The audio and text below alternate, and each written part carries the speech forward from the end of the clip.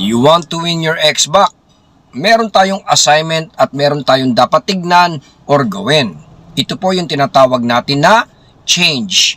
Mga utol, kung gusto mong ibalik ang ex mo mga kapatid, kailangan makita niya na pwede ka niyang i-employ, pwede ka niyang i-inject uli sa buhay niya. Yung mag-fit ka. Kasi alam naman po natin, pagkatapos ng isang breakup, kadalasan mabilis na nagbabago yung situation. 360 turn yan.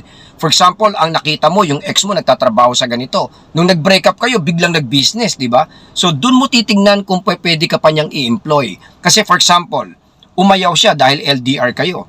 Tapos currently, LDR ka pa rin at gusto mo siyang balikan, mga utol. Do you think papayag siya?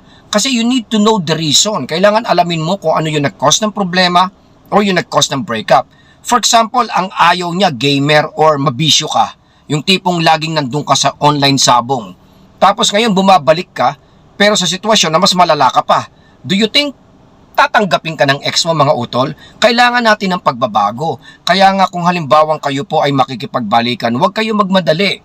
Huwag tayo magpadala dun sa puso at damdamin natin na tayo po ay nahihirapan at gusto nating ibalik ang ex mo. Sa totoo lang, itong vlog na to mga utol ay tulong din sa atin, tulong din sa iyo kapatid. Dahil maibalik mo man ang ex mo, lalong bibigat lang po ang feelings natin.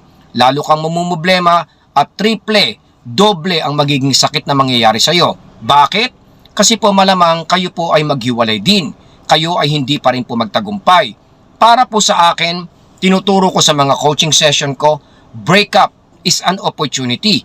Ito ay pagkakataon para makita nyo yung value sa isa't isa, para malaman mo ang importance ng space, para malaman mo kung ano yung mga dapat mong baguhin at dapat mong gawin, mga utol. Isa po itong oportunidad. Kaya minsan, huwag tayong malungkot, huwag tayong matakot, at huwag tayong magpanik. Kasi minsan kailangan lang po natin magbago.